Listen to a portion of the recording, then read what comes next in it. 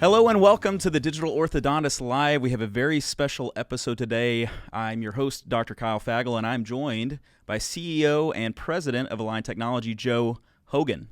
We're coming to you here from the lovely Align Technology Global Headquarters in Tempe, Arizona, which is just outside of Phoenix. It is beautiful. You can kind of see that behind us. We're going to spend the next hour together covering the good and the misunderstood of Joe's time at Invisalign, and I'm also going to be asking some doctor-submitted questions that came through my Facebook group. My sincere hope today is that hearing directly from the source will allow us as orthodontists to form a more accurate opinion and understanding about Align, its products, and its services. As a disclaimer, because we love disclaimers on this show, this podcast has not been sponsored by Align. They were kind enough to let us use their studio space, which is great. It's getting a little toasty under these lights, but thank you for making sure that we didn't have to ship all these lights, to check all these lights. I think Alan's checked bag fees were pretty high, but it was lower than it would have been otherwise, so thank you. Thank you to Madeline, who's over there in the corner, for putting makeup on me because I have very pale skin. Thank you, Madeline. To be clear, I did write these interview questions. I approached Joe's team to do this, and he was kind enough to say yes. And I'm here today as an independent orthodontist who wanted to have a conversation. I've been sponsored by my digital marketing agency, Neon Canvas, and those are our disclaimers. So, Joe, how are you doing? Doing great. Great. Thanks for doing this. Sure. Yeah, for sure. So I'm going to start with some personal questions, if that's okay, because I take it everyone watching knows your name. They know kind of what you do as CEO of Align, but they may not know who you are. So I read that you were born in Pittsburgh. I'm a big food guy. I've always wanted to visit Pittsburgh. I've never made it over there, maybe one day. But Pittsburgh's known for having some kind of like, extension of the Midwest, some really like high-calorie special foods, some unique foods. Whenever you get back to Pittsburgh, are there any foods or restaurants that you just have to try? Yeah, I grew up in a mill town, New Brighton, Beaver Falls area, about 20 miles west of Pittsburgh. And so it's very ethnic. And so, pierogies every once in a while from the Polish population. But probably the restaurant is a hot dog shop in New Brighton, which is chili hot dogs and cheese and those kinds of things. Okay. But Pittsburgh, when you're talking about it too, Kyle, the Permani Brothers up in the Strip District, those kind of areas, those are really special foods that are fun to experience when you're there. That's a sandwich with fries on it, right? Okay, exactly. I love the idea of that. So I did some research on Pittsburgh. You probably know this, but just fun facts for you. Just trying to warm you up here. Heinz Ketchup, the Clark Bar, and the Big Mac all originated in Pittsburgh. Apparently that's true. So I also read that you played college basketball, which is awesome. I'm a huge sports fan. Love basketball, love football. What school did you go to, and what position did you play? I played for a Division III school, Geneva College, out of Beaver Falls, Pennsylvania. Yeah. So I was recruited there out of school, and I played shooting guard. Nice. And so as a shooting guard, you're number 2 guard, so you bring the ball up the court sometimes, you pass, you shoot. But I'll tell you, Kyle, I would have given my left arm for a 3-point line and a 30-second clock, right? The game's changed so much. Yeah, if you'd only done that, you wouldn't even be here today. You'd be at NBA 75. I'd be limping around probably. Exactly. I was a 2 guard actually in 10th grade in Paragould, Arkansas. Yeah. Not very good at it, but that's why I quit in 10th grade. What were you best at when it came to basketball? I was a shooter. That was my job. Okay, so the 3-point line would have been helpful. Yeah. Okay, Yeah. All right. Well, thanks for sharing that. Sure. Let's jump in though with the meat of this. As I sort of alluded to, there's a lot of questions floating around about Invisalign, about Align. There's a lot of things that people want to learn more about, and so I think it's nice to again take an hour and just kind of try to hit it all. Yeah, so this is going to be a greatest hits of Joe Hogan and Align. Since being founded in 1997 as an alternative to traditional braces, over 12 million patients have received Invisalign treatment from over 212,000 Invisalign-trained orthodontists and dentists in more than 90 countries. First, that's incredible. That's a very good intro. What would you say, though, are the key ways that Invisalign has helped to change and improve the practice of orthodontics?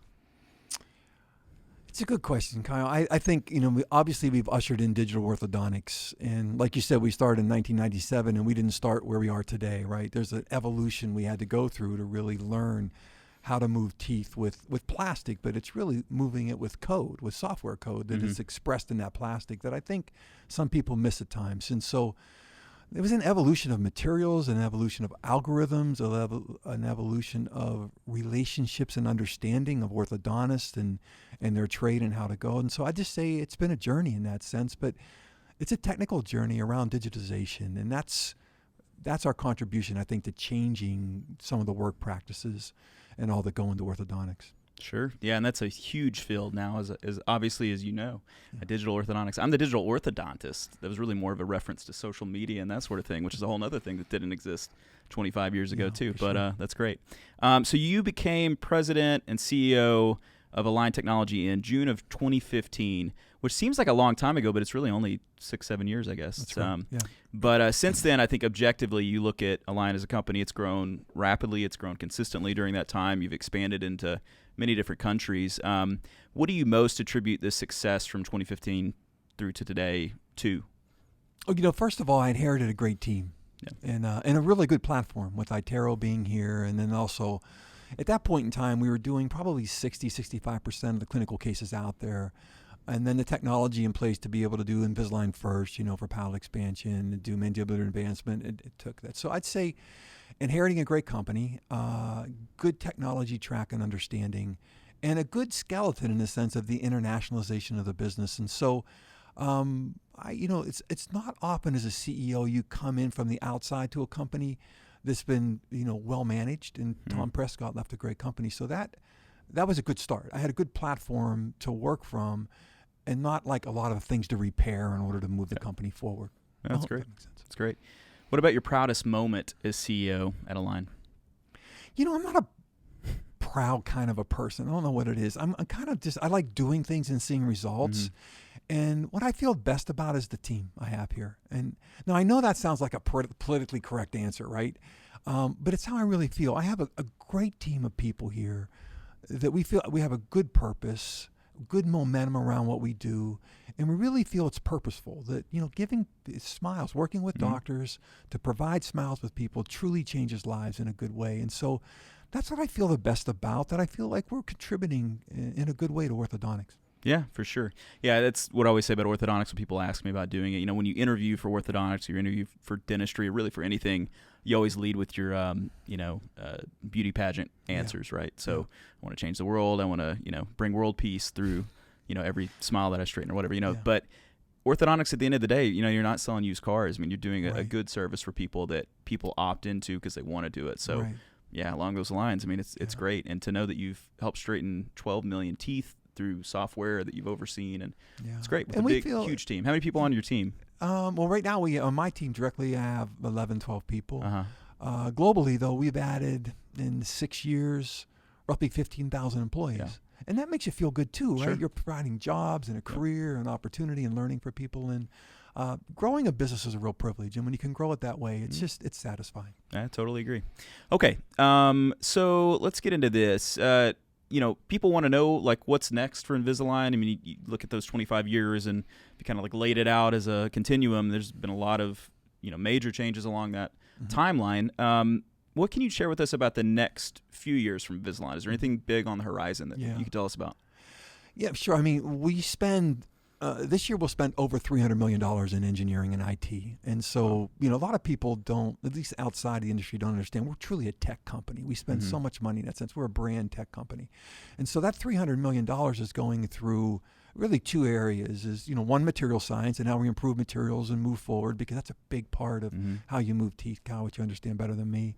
And then secondly is the algorithms that are in our digital platform we put in place with Itero and Virtual Care and exocad and those kind of product lines. And so, what we're doing is investing. There is R&D, right? The R meaning true research, because companies haven't had the money to do the kind of research that we're privileged to do. And then the development piece is, how do you bring that to market? And we bring that to market together with our doctor partners. That's our commitment. And so that's what I'm excited about. And I can't tell you the specifics about it, but we just did ClinCheck Live update. You know ClinCheck well, right? The idea that you can scan a patient, we can basically kick that back to you without touching a technician in about 5 minutes. And then through 3D controls, you can make any adjustments you want to and send it right to manufacturing.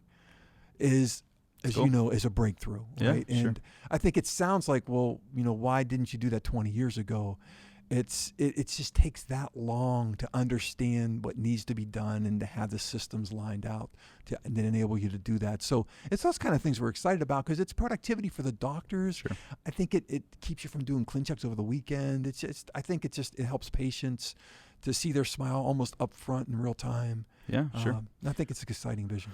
Well, something like that can change literally the whole workflow of how you do things. And so you could theoretically, scan after the consultation and have it sent off right then. I love the idea of not kicking cans down the road from an efficiency standpoint. Yeah. And that's great. That's great to hear. So I'm a Mac user, so I was just glad that a few years ago I was able to do ClinChecks on my computer. We had to get it to the cloud, and once we got it to the cloud, I couldn't, because I use a Mac myself. That was the biggest moment for me personally. But I had parallels and was trying to make it work like that. So thank you to whoever did that. I love Macs. So I've got some specific questions that'll maybe come out of left field, but I think it's related to sort of future plans. Yeah. You may or may not be able to speak to this, but I've got a group and some doctors ask questions. So Dr. Darren Forcier, he asked a question, and I have to say that my clinical assistants all asked to co-sign to this, is when are you coming out with pre-filled attachment templates?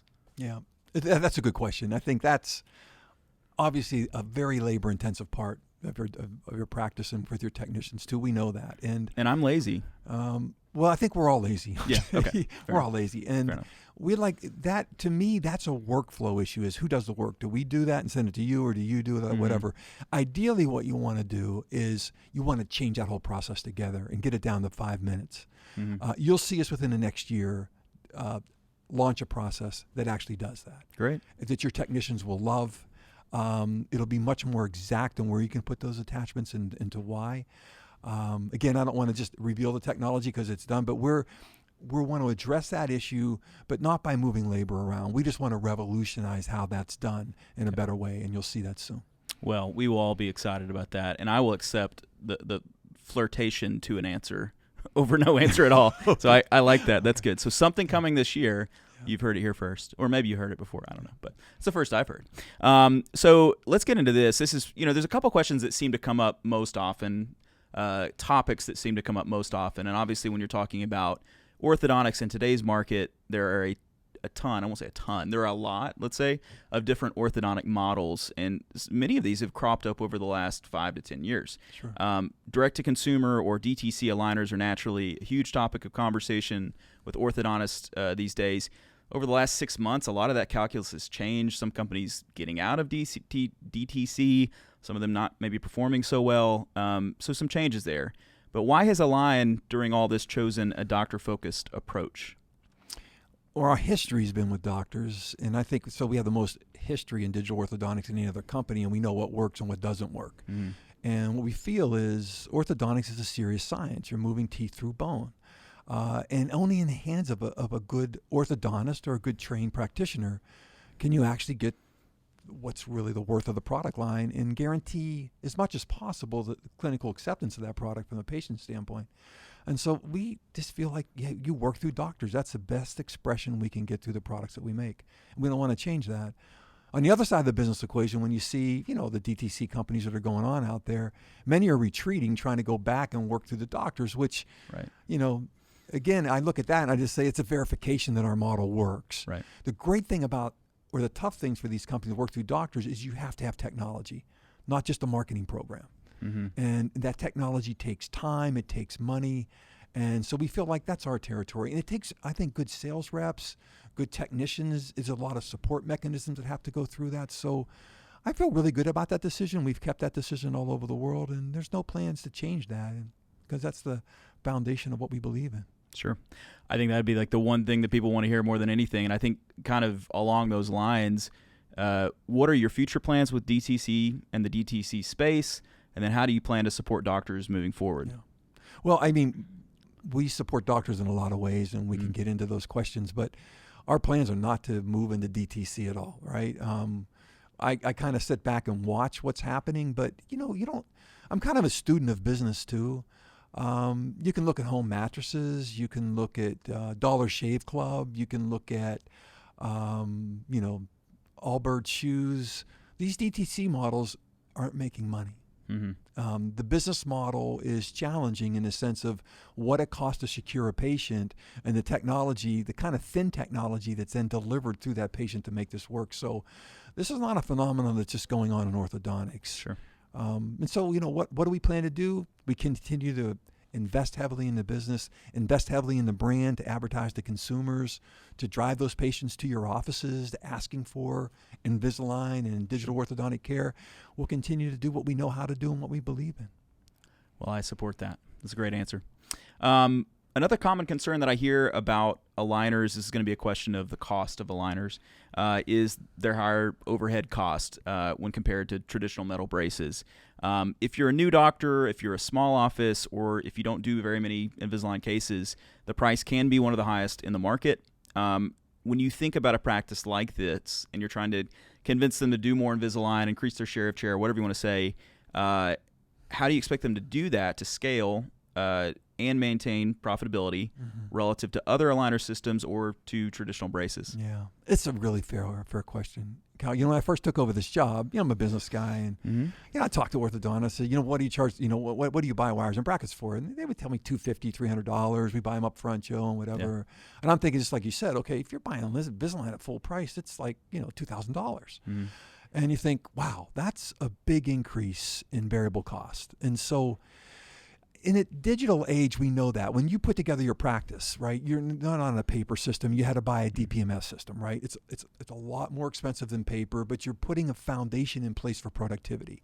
Sure. And that's what I believe. If you want to do digital orthodontics, you have to be serious about it. If you dabble in it, it's going to be frustrating because the margins can't be, what would it be if you were just using wires and brackets.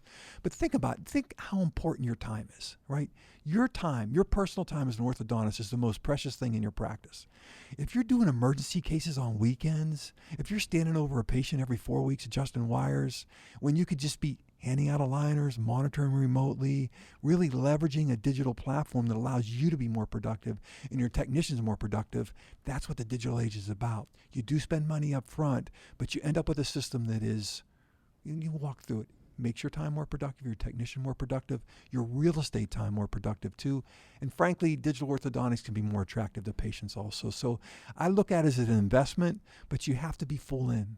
If you're not full in, I think you'll continue to have frustrations and think I'm paying too much money, even at certain, stages like, a bronze or a gold within our business. So digital requires an upfront understanding of how to do this and an upfront investment, but can pay off massively because you can relegate your resources and your time in a better way. Sure. Yeah. That's great. I mean, obviously that in and of itself is a very long conversation, and I think you got to the main parts and kind of what I expected you would say. The other reality is that, it's a changing marketplace, you could say. So patients want different things. And so we have some patients that I could never convince to do braces. And then where I'm at in Memphis, very urban area, there are a lot of people who really do want braces. And so that's a whole nother longer conversation. Yeah. So I think the modern orthodontist needs to be capable of doing all that. And it's not just Invisalign that has the challenge of trying to convince people to pay more for a product or a unique, treatment offering. With other digital systems that are now braces or custom braces, or there's a lot of those that are out now, they're having that same task. And so it is that break point, and as a business, you have to decide where the efficiencies matter the most. Right. Jonathan Nicozisis, I think the most frequent guest of this show, actually. Oh, so, is he, Jonathan? Hey, Jonathan. Yeah, he is. He's great. Hi, He's Jonathan. Hilarious. I love Jonathan, too. Hey, Jonathan. He's probably watching this. This is not donut juice. This is water. That's an inside joke. But he talks about the plastic employee and makes an argument for how you can reduce other areas of overhead. And so I'll let other people argue through those things. I'll just say it as simply as this, is that in my sort of coming up on mature practice, I started from scratch 8.5 years ago. Having aligners is really, really essential part of what we do. So it's not all we do. But we've got it to a place where from a margin perspective it works for us. So all right, well, let's get down into this. I want to talk about the scanner, the iTero scanner. I'm proud to say I think it was the first person in the state of Tennessee to have what would it even been called, like the iTero Flex? Oh, the original, the Flex. Not the original one, because I'm a young guy, but so like the Flex. Yeah, the Flex, I guess it was called. Yeah. I think I'm saying that right. I may be saying that wrong, and if I am, I apologize. How do you like it? Oh, it's great. That's good. Yeah, but I remember taking a photo with it. I was so excited about it. It's my first scanner. So we use those in our practice. They work great for us. Team loves them. I like how simple they are to send, and it's all that I want. But of course, not every orthodontist uses scanners the same way. I know people that are hobbyists. They have printers in their basement, and they think of scanners and 3D technology a lot different than I do. Mm-hmm. Okay, so while orthodontists, they can take what they scan on an iTero, they can export it as an STL file, and they can send that wherever they want. Your current automated workflow is limited to sending files directly to Align, of course, and then to dental laboratories. And so we use it for our expanders and things like that. Do you have any plans in the future to expand the capabilities of your automated scan workflow to other clear aligner providers? It's a long question. Yeah. So. No, but it's a good question because we get that all the time. When you know this because you have a scanner, Kyle, is this is an STL we have 3 file. scanners, but yes. Yeah, it's like a DICOM file, okay, with a CBCT. Sure. You can export it anywhere you want to export it. So if you want to export an iTero file to SureSmile, you can do that if you want to. What we do is we feel like we pack a lot of productivity inside that iTero for you to order to do Invisalign cases, and you'll see that more and more. And so we feel it's to your advantage to, use our system to do that. But we're not, that's an open system. We're not forcing anyone to do that. If they want to send that on to, Envista, they want to send that on to, Sirona or someone, welcome to do that. You can do that. That's been, our position on the business. And I don't think it violates the idea of an open system. Yeah, I wouldn't say that. I think the question that people always want more out of something. And they don't give iTeros away, and if they want to, they can give one to me. But from an automated perspective, is it just easier to keep it kind of limited to those things? Is that kind of the plan, or? Well, I might be misinterpreting your question too, okay, Kyle. Sure. Is just, and I feel like with an STL format, which is a commodity format, you can do anything with your file you want to. Sure. You can send it to the moon if you want to, right? Because the algorithms on the other side know the format of an STL file, and they'll unravel it, and they'll translate it into that company's protocol and be able to move on. So as far as us taking like a 3-shape scan, if that's what you mean, like no, scan or something. Yeah, let me clarify. What I mean is like when you scan, as you finish the scan, you can click where you want it to go. Yeah. And so there's an automated system for obviously submitting it for Invisalign, and then you can actually send it to like the dental lab that I use. You can send it to them. Yeah, sure. But you couldn't send it to a company that makes clear aligners like automated. What you'd have to do is, go online and drag the STL file and then upload it. Yeah. That was kind of the question I've had people asking. And that's something we're not against. It's just how do we prioritize that in the sense of the development we have today. But that kind of, we have worked specifically with some companies. Sure. Christian Coachman, in Digital Smile Design. Yeah. We had that kind of workflow with him, and we put that in place. So, if our customers or, our doctors need that kind of workflow, we'll certainly entertain it. Okay, cool. Again, it doesn't apply to me, but I know a lot of people ask about that kind of thing. So we did have some doctor-submitted questions, which I think are always great because it allows me to sort of get a pulse on what other people want to ask about. Because, again, my practice and the way that I see things is very different than a lot of people, and of course, you found that with all the orthodontists that are out there, and not just this country, but other countries that think very differently than me. But Dr. Ryan Hurley, a really amazing orthodontist I've learned a ton about orthodontics from, he asked, how concerned is Align with in-house aligners? Is there any plan to release software to allow for direct in-house printing? I mean, we've entertained that. We've had that question for a while. His question is, how concerned are we? It's not a competitive concern there. I think if a doctor wants to do their own in-house aligners and you actually think that's productive and you can make these well-to-move teeth with good algorithms, I think that's obviously your professional decision to be able to make that. But remember, we make 1 million aligners a day. From almost, a bias standpoint, is like, why do you want to play with that, right? I mean, it's not... Printing sounds fun, but when it clogs up, when you have to clean it, when your technician doesn't show up, all those things. And I turn around and I think, if you want a retainer from us today, we can get that to you in 2 days. Yeah. 2 days. If you want to, right now I think our lead times are in the 5-day, area. And so I think from a professional standpoint, you have to decide what you want to be good at, right? We want to be good at making aligners, getting them to you as quickly as possible. At some point in time, is it important when that patient's in the office that you have that thing printed ready to go when the patient goes out? I understand that need, but if you can work around that in 2 days, my feeling from a business standpoint is, man, let us handle that. We know how to do that. Keep that kind of work out of your office in the sense of it's distracting. If you really like the technology, you really want to get into it or whatever, I mean, move ahead. It's just, back to the question you asked about efficiency and, how do you make a digital system work or whatever? You just want to be streamlined and focused as much as you possibly can, in my, humble opinion. That's great. All right. So this following question came up several times, and this is a more recent situation, and so this is a very pointed question. It's been a few months, but why did you start charging for refinements? This is the per order processing fee. There was some buzz around this for sure, and a lot of people said, well, why don't you just increase the case fee for new cases? Yeah. I think where people were upset was maybe just on having existing cases that then now they'll be getting some extra fees on. Yeah. Of course, there's inflation, but what was the reasoning behind that? Well, first of all, it's a fair and good question, okay? Yeah. And so, obviously, we all know that inflation's hitting everyone, right? Mm-hmm. And so it does come down to a decision. You have to cover your cost, and you have to move on price in one way or another. And in the end, it's my decision is exactly how to go about this. What I thought, and maybe I was in error, but what I thought was, well, why not just raise price where you're really having issues, which is your shipping costs? Mm-hmm. And I thought, okay, customers or doctors will understand that more because rather than a wholesale price increase of 4 or 5%, like some of our competitors have done out there, that's kind of indiscriminate. I thought one that you discriminate on, that specific cost would be more appreciated. So in the United States, we said $10 when we ship something. And I thought, $10, I know that's, accumulated at a practice that does a lot of digital is a lot of money, but I just thought it was more fair than saying, okay, I'm going to increase my price 4 to 5%. Look, in these situations, Cal, you never know if you're wrong or right. Mm-hmm. But I thought we did what was most fair in this situation because we hit the cost and we transferred that value over to our customer base, and it wasn't just a broad-based price increase that looked like it was just a response to an opportunity to increase price. Sure. Does that make sense? It totally makes sense. I guess you have to put yourself in the shoes of the person that you're reacting to, and not everyone wants to do that. Not everyone wants to be empathetic, or maybe they don't want to put themselves in your shoes. I don't know, but I think that where people seemed frustrated was, I don't know. I guess it's just the idea that I've already got cases going, and I'm going to get charged more than what I thought I was committing to, kind of a thing. I understand from your perspective, you've got to make up the difference somehow. Yeah.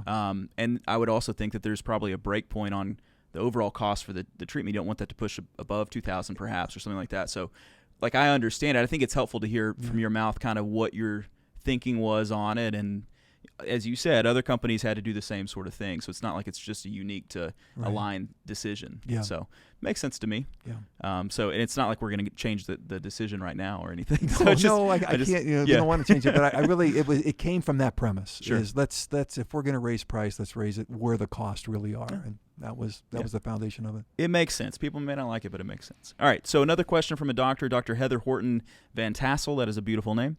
There are many in orthodontics who want to decrease our carbon footprint. Recycling aligners would be a great advancement, but may take some time to really get it right. But it seems that autoclavable tips for the iTero scanner are something that could be rolled out more easily. Why has this not been done before? Yeah. Well, let's just talk. We all worry about carbon footprint. We worry about within the business and whatever. Take the last question first is when you look at the tips that we have on iTero scanners, obviously that's a plastic and we fuse that together with glass. And it becomes, based on being a medical device, it is medical waste. Right. You can't throw that into a normal recycle chain. I grew up in the plastics industry. I know this thing well, right? Mm-hmm. So there we are, from a legislative standpoint, our hands are tied in the sense of what you do with that waste. And you think about just the COVID crisis and how much plastic waste has been created through that can't be recycled. It ends up in dump yard. Sure. So an autoclavable sleeve in the future, that's a possibility. But based on our current design and the current legislation, that's what we offer and that's what we have. In the future, we'll have that kind of a consideration. On aligners themselves, again, it's medical waste, but we do have recycling programs out there that we're trialing around the world in doctors' offices to accumulate those. But you can't ever put those back in someone's mouth. You can't use those. So I've tried, Joe. That it doesn't fit always. That's right. Unless they have children, then maybe there's some genetics that you could follow. Some genetic crossover there. Go ahead. Sorry. Yeah. No, but so you end up reclaiming these. You grind them up. You put them in some kind of aggregate of concrete or something like that. Sure. That gives them another life rather than a dump yard. But being medical waste, it's one you have to be concerned with. Sure. and how it's used. Okay. Well, that's the sort of question that's some people are going to be really interested in that. Some probably haven't even thought about it. Yeah. Couldn't care less. What I'll add to that too is what we do a lot that you don't see is how much money we save internally through being more efficient in the use of plastics and the way we laser cut, right? And the way we actually have that web design when you do vacuum form over top of that, that mold that we make through 3D printing. You could save a significant amount of volume. And since you save it in a specific area too, it's easier to be able to move that away because it's in a centralized location when you have that waste too when it's produced. So I think we do address it. It's just as soon as it goes out and it's used as a medical device, your hands become tied in the sense of where it can be used and how you retrieve it. Sure. Well, it sounds like y'all are working on some creative solutions, so that's great. You just alluded to it, but maybe people know this. I didn't know this, but your background is in plastics. I want you to actually just real quick tell me what your background is in plastics. Yeah. Well, when I graduated from school, my first job out of college in 1980, I was with a steel company called Babcock & Wilcox in Pittsburgh, and I studied metallurgy. Okay. And I had to study metallurgy because I was in the steel business and whatever. And then in 1985, I moved to become a salesman at a place called GE Plastics. General Electric had a plastics division. It was engineering thermoplastics. And so I had to study thermoplastics then. And the great thing about that, Kyle, is the properties of steel and the way you measure tensile strength and notched izod and elongation of breaking tensile strength are the same properties that you measure when you're doing plastics, right? It's just at a different energy threshold, but it's still a raw material. So it was funny, one of the things that I first came in, and Srini Kaza, who runs really scopy R&D work that we do with material science, I said, so what are the liners made out of? And he said, Joe, no one ever asked me that. I said, well, what is it? Polycarbonate? Is it polyethylene terephthalate? What is it? And so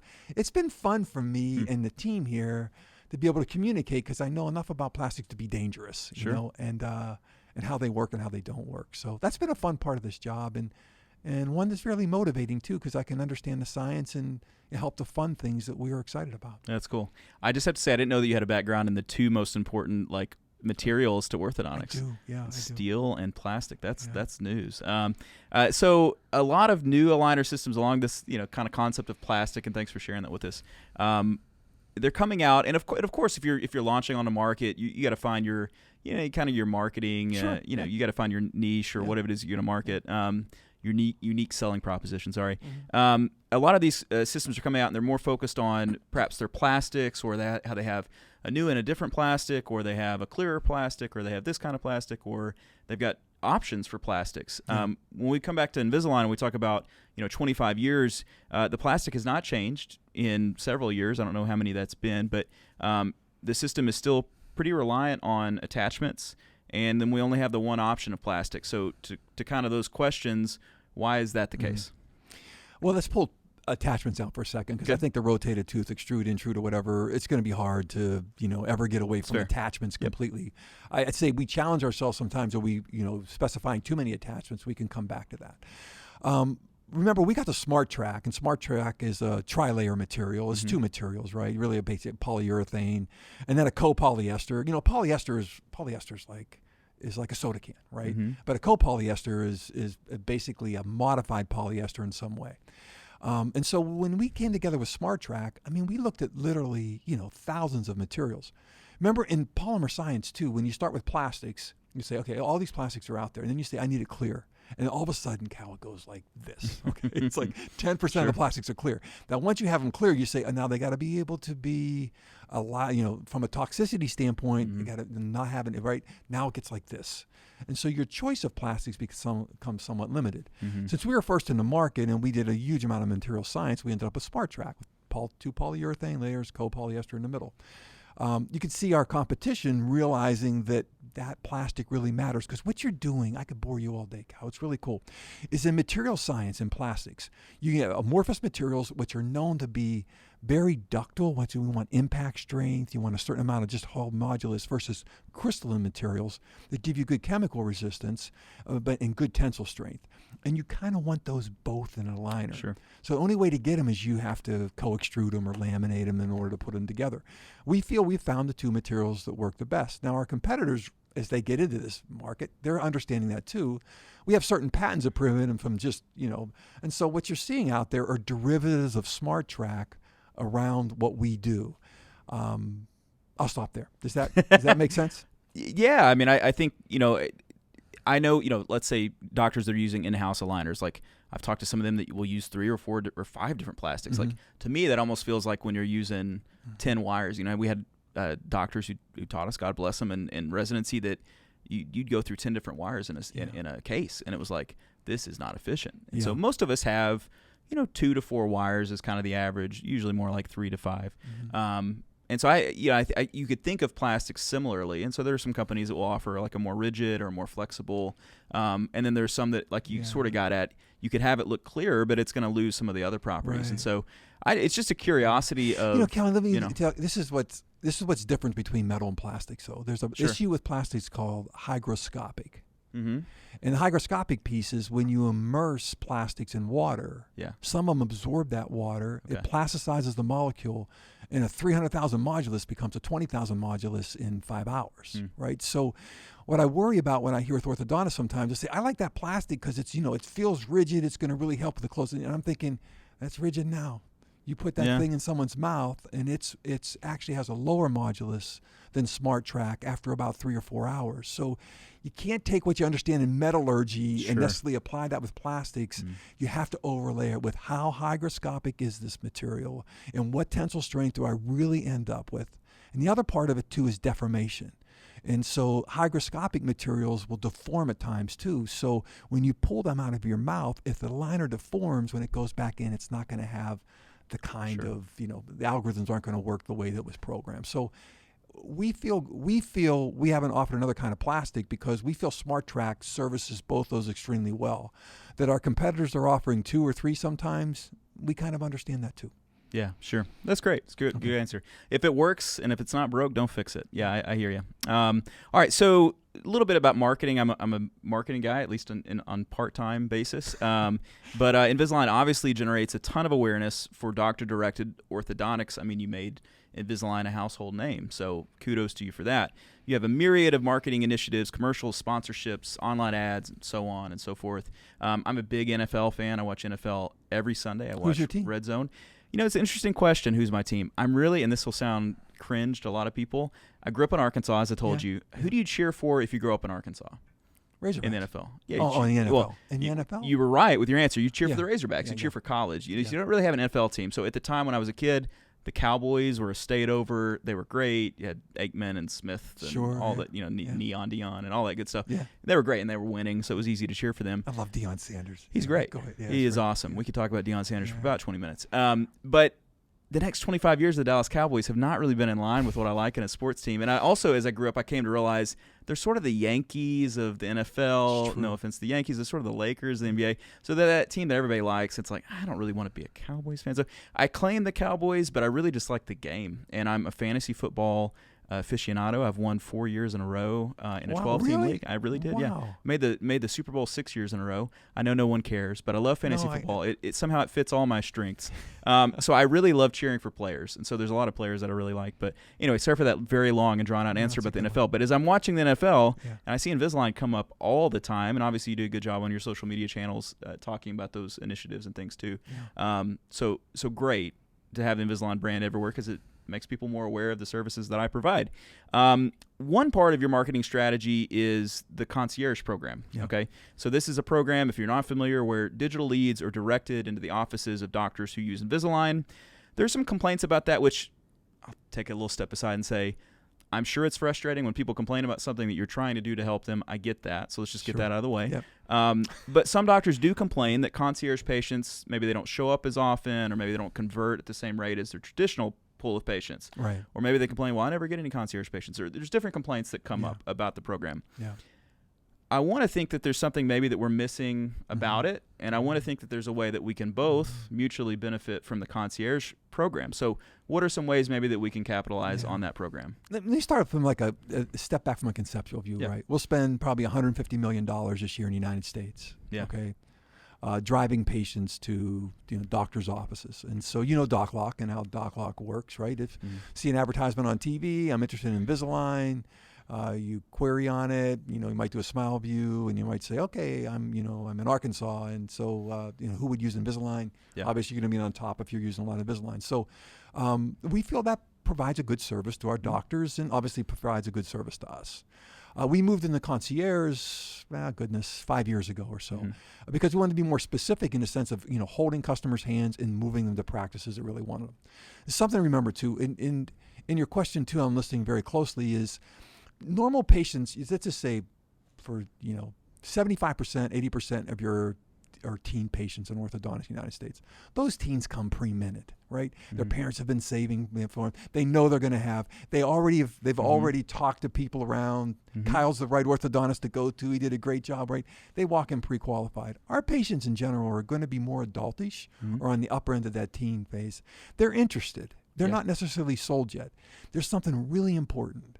Is you get those people in your office within 48 hours, because there's a tail on this that just drops off completely. It's almost like an emotional sell. They're interested. Sure. They have that time and window. They feel they have the money to get it done. If you tell them to come in a week later, you have a good chance you're not going to close that. Sure. Right? Yeah. But I also feel, Cal, let's just speak, is like just what you started with is, goodness, we're ushering $5,000 to $8,000 through your door. Okay. Yeah. If you lose a few, you still get some. Sure.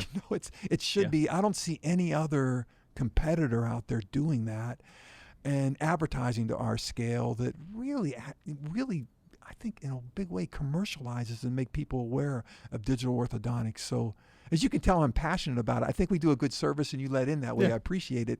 But when I hear people complain about it, I think, okay, I get that. Okay. But there are certain things you could do, especially how soon. Sure. Don't get these people trapped in paper. Most of them are very illiterate.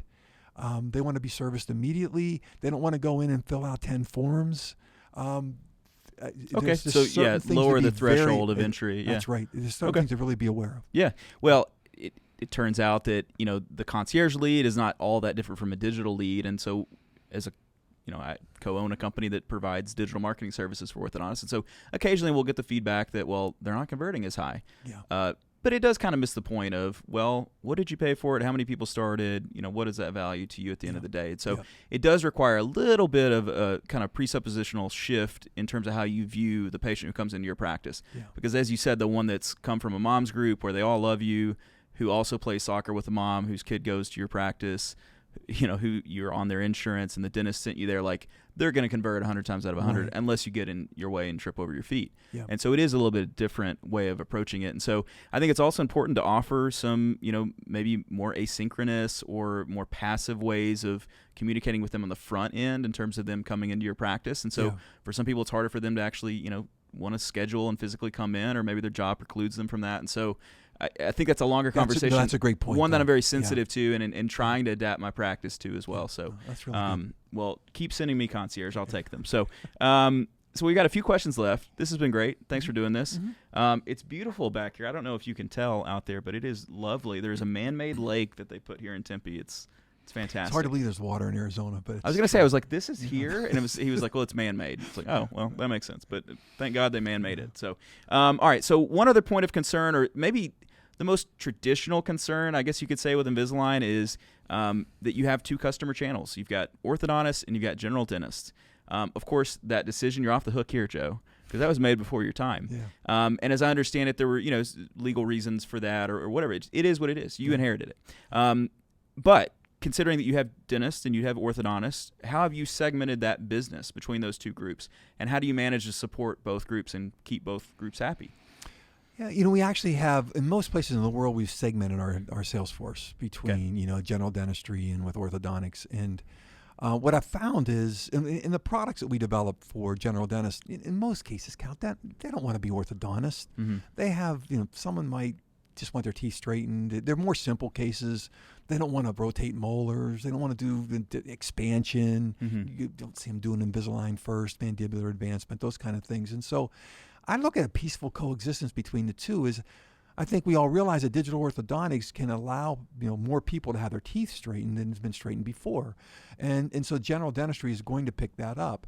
But in general, I just see the overall growth of orthodontics going up in general, where everybody benefits from it. And I know it sounds like well, Joe, that's convenient for you to say, but Yeah. I do think these are the golden years of orthodontics. And the orthodontists that, and I don't know how you handle it, Kyle, but a lot of the orthodontists that I've known over the years that have good Invisalign practices have really good relationships with local GPs that do Invisalign, but won't do certain cases, and then have a good referral base on what's going on. So I see this isn't the destruction of the orthodontic industry. I think it's the enhancement of it. But I think learning to work with GPs in the area and who does what, I think is very helpful. Sure. I mean, I came in again like at a time where this was already the reality. So it was not a shift for me. So I just kind of accepted it, you know. So I don't want for more cases, you could say, but I know in some areas, you know, it's probably a different situation. You know, it happens to be in my area, there aren't just a ton of general dentists that are doing a lot of orthodontics. I think the concern really at the base of this is just who's best suited or who's best trained to do the orthodontic treatment. And I'm not asking you to answer that question or whatever, but, you know, as an orthodontist, it's like, well, I went to 3 extra years of school. Like, it's going to be me, you know? So I think ultimately if people are doing well by the patients and they're clear about what they're, you know, are you an orthodontist or are you not? Sometimes we'll hear that feedback. Well, I didn't know it was an orthodontist. And so, of course, you can't tell them what to say and not to say in a consult. And I guess I would say I don't really hear that complaint as much as I once did. You know, I didn't, and maybe it's just because the paradigm has shifted. Yeah, you know? I look back 7 years ago. I'll be here 7 years in June, and I don't hear the complaint as much anymore either, which is good. You know, we do feel like even with normal restorative procedures, we're going to shave a lot of enamel off the adjacent teeth that start to move in and take over the space. It's just separating the teeth with aligners to save the enamel and then straighten later on. So I think these, but who's better to straighten teeth? Orthodontists are. You've been trained to do that in that sense. But, you know, can simple cases be done by general dentists? Sure, they can. Sure. And so I think that's what that division is. Right? You know, you'd have to look through the data to decide, but that seems to be my understanding. I mean, I get plenty of cases where the dentist said, I don't think I can do Invisalign, but, you know, see if Dr. Kyle can. Yeah. And so that's great. Like, and I think that's really no different. I think the unique thing for orthodontists is that we existed in a time where, unlike endodontics, oral surgery, other things where there is that kind of referral pattern of, hey, this is too hard for me, I'm going to send this over to you. We just got it all. And so we had a sweet deal for a while. But you could also say that, well, aligners and digital orthodontics has increased the market. And so in that way, everyone's up. You know, so you know, the water has risen for everybody. So it's an interesting conversation because as an endodontist, I talk to endodontists, I feel bad for them because they get cases where the dentist has started the root canal and then they send it over and it's just like, that must be terrible. No, we don't ever get that in orthodontics. I mean, very rarely do we get a case that's been started and we have to take it over. So, you know, Cal, just to finish that out too, I like when the JCO puts out like the history of what's going on from an orthodontic standpoint, right? You know, what cases, how many cases you're doing a year, what's the revenue base. You can see that orthodontics has been expanding all along, right? Yeah. And so I think the future of orthodontics is very bright. Yeah. I agree. I love orthodontics. So let's do a little bit on education. Thanks for the JCO shout out too. I know those guys will be happy. Education is obviously a huge part really of any industry, but specific to orthodontics. It's important to the future of orthodontics. I'm a proud graduate of the University of Tennessee there in Memphis, and I did 4 Invisalign cases in residency. And don't get me wrong, I was thrilled to do 4. Thrilled to do 4. However, from an educational perspective, aligner therapy was definitely underrepresented. We had no actual course, and we were kind of like learning it together. And God bless all the doctors and professors that helped me with that. I felt, again, at the time, this was just, 10 years ago, I felt good, privileged, you know, to have what I had. I know it's better now. I know that most programs have added aligner-specific focus for their programs. But what role can Align play in partnering with orthodontic programs to improve this education around aligner therapy, but also like access to aligner cases? Yeah, that's a great question, Cal. So that's something good to report on that, okay, you did you did your 4 cases, and that's what we've been offering, you know, for a long time. And we all know that if you're going to learn something, it's how do you education is learning plus hands-on experience, right? That's the only, especially in your profession and what you do. So we have a program out this year that we're offering to, you know, all the major institutions in the United States for orthodontics, where we'll be able to double or triple what you've done before. Great. Okay. And then we also have the AIF, which you know, it's Jonathan Nicothesis, right? And Maz doing that together. You know, we're going to there's 50% of the residents right now that have signed up for those courses That's to correct. really learn, that we sponsor and do too. So I think we've made a major breakthrough this year to be able to address your question. And I'm really happy you asked it, because I've been thrilled about that, because one of my most frustrating calls, I ran GE Healthcare for years, right? So MRI, CTs, and it's always technology. And when you have new technology, you'd run to the universities like Stanford or Yale, and you'd say, okay, I have this new MRI, 3T, and they'd, oh, we love it, let's take it in. When you go to see an orthodontic institution and say digital orthodontics, you just think that there's something stuck on your nose. Okay, and I'm not used to that from an academic institution standpoint, and it didn't make sense to me. Yeah. And then as you dug down, I felt we haven't been as generous with those programs as we should be. We're trying to be more generous in this change. Okay. Well, I know young orthodontists will appreciate it. And again, I'm not complaining about the 4 cases I did. Everything's an evolution. So, but you can't learn on 4 cases. You just, not really. Yeah. I mean, I learned how to log in, so it was good. But I learned after the fact. It was okay. Fortunately, there are resources out there, one of them being the Aligner Intensive Fellowship. Shout out to Jonathan Moz. Yes. But then also just got help from lots and lots of different doctors. I mean, the really early years of the Facebook groups, I was in a really fantastic group called Orthodontic Exchange, and we would discuss aligner mechanics. I mean, it was like Moz and Jonathan and some other like really talented people, Heather Hopkins, some really like smart people, people who really get it. They really get the aligner stuff. So I was very privileged to really learn after I got out of residency on aligner. So, and I feel like I'm good enough to be dangerous at this point. So a couple more questions. We were talking, there was a little bit of a spirit of like maybe some questions that, I don't know if they're like difficult questions, but questions that people ask. And I think there's an underlying like nature of, I don't know if it's distrust towards Invisalign or Align rather, and I use those interchangeably, but maybe some things that you may feel misunderstood about. And so I've tried to cover most of those today, and hopefully I did. Yeah. Are there any other areas that I missed that you feel like misunderstood about, both as a CEO but also as a company? Yeah. Now, I think, I'm glad you bring it up. I mean, when you come into this, when you first come in and you see at times some of the orthodontic reactions, it makes you scratch your head, because I think there's a thing with companies, Kyle, and I love business, since I've done my whole life, right? I love technology and business. That's why this role fits me so well. Is there's this thing with people when they look at a company sometimes, I think they look at it as this kind of automaton, this kind of this just stoic entity that's trying to extract profits and make as much money as they can, right? The fact is, it's a group of people with a purpose and what to do. And often those people, they're just people. We're excited about what we're doing, whatever. And I think that's the misinterpretation of Align. We're not trying to dominate practices. We're not trying to tell you how to practice. We're offering a service of digital orthodontics to try to, we think, make you more productive and to bring more patients into your office. And at times, I think that's misinterpreted for us trying to control or trying to do things. And we're not trying to control, we're trying to help. And I think that's the essence of what frustrates me at times. Sure. Yeah, I would feel that frustration too. So, and hopefully some of these things you've been able to clarify help people in those ways. So I got one final question. Yeah. Again, I hope everyone's enjoyed this. I've enjoyed it. It's been great. Yeah, me too. Hang out and talk. So now that there are, so the game has changed a little bit. The paradigm has shifted. There are several other clear aligner options that are on the market today, including in-house aligners, which we touched on just a little bit. Sure. Considering all this, why should orthodontists still choose Invisalign? Yeah. I think, first of all, I think we're the best option in the sense of we've been around for 25 years. We should be better than anybody else, or shame on us, right? Yeah. How do you spend $300 million a year and not lead in that sense? So I'd be almost embarrassed. Sure. But secondly, let's break this up on 2 planes, is why I use us. One, I'd say clinical efficacy and confidence in finishing. If we've done 12 million cases, we rake those cases with AI constantly to figure out what we can do. That's why you see G7, G8, soon G9, right? These are changing movements, changing things.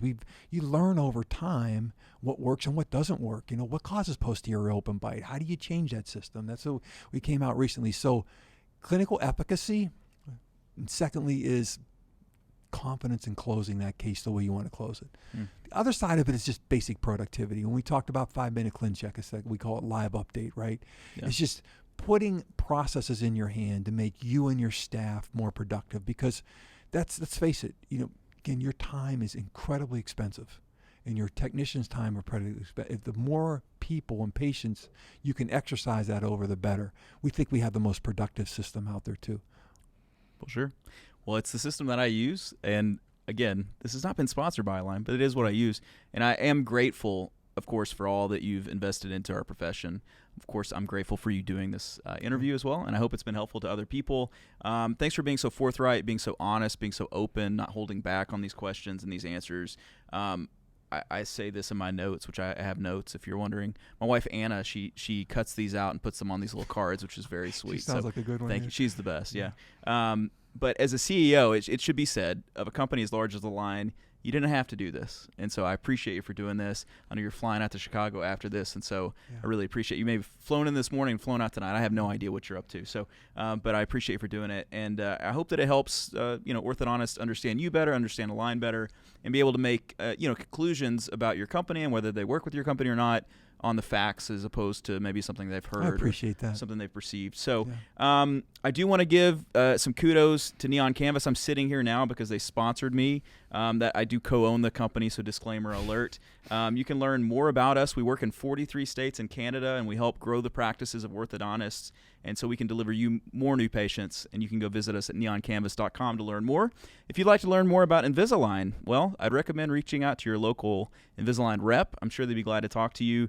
You can also attend their biennial, I don't use that word very often, but that is the correct word, Invisalign Ortho Summit, November 18th through 20th in Las Vegas. It's always an excellent meeting. I love the Invisalign Summit, and it's a great chance to learn more about the cutting edge of Invisalign clear aligners. My band, Relapse, will also be there, so you should come. Did you know that? You may not have known that. I didn't know you were on Relapse. I'm in Relapse. Yeah, I know some of your other musicians on that, I play the drums, so you'll have to see. I may wear a wig for you. I don't know. We'll see. It's actually a Phoenix band. Was Gin Blossoms? Aren't they out of Phoenix? Yes. Okay, we're going to you're like, yes.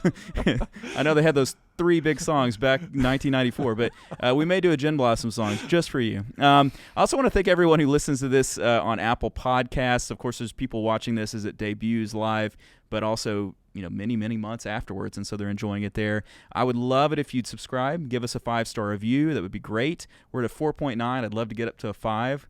I probably just assured with I just got some 1-star reviews asking for 5-star review, but what can you do? So while you're at it, if you're not a member of my Facebook group, The Digital Orthodontist, there are 5,500 plus orthodontic industry people in there that would love for you to join. Lastly, we're only a few weeks, relatively from the AAO 2022. We're finally back with a big AAO meeting in Miami. It's another Relapse plug. We're doing a party. That's all we do. Is I straighten teeth, I do podcasts, and I play drums. But we're throwing an enormous Miami Vice themed party, and you're invited. Friday, May 20th. It's the night before the AAO begins, so plan to fly in for Miami on that Friday so you can come to the party. You'll hear more about it, I'm sure. And then I have a lot of thank yous that I've got to do. First, to you, thank you for spending this hour or so of your time, whatever it was that you were doing. Thanks for spending it listening to us. Thank you also to Dina, to Madeline, to Kent, to Frank, to Spencer, Sasha, and Shirley with Align. That's a lot of people that help me. You're like, that's a ton. That's a good team. They were very great to work with. And then also thank you to Alan, who's in the room. Thank you, Alan. We waited at the airport for a couple hours this morning for whatever reason, shared a biscuit together. It was great. To Scott, to Tom, and to Alex from Neon Canvas for all their help. And that's all we've got. So from all of us here at the Digital Orthodontist Live, I'm Dr. Kyle Fagala, signing off.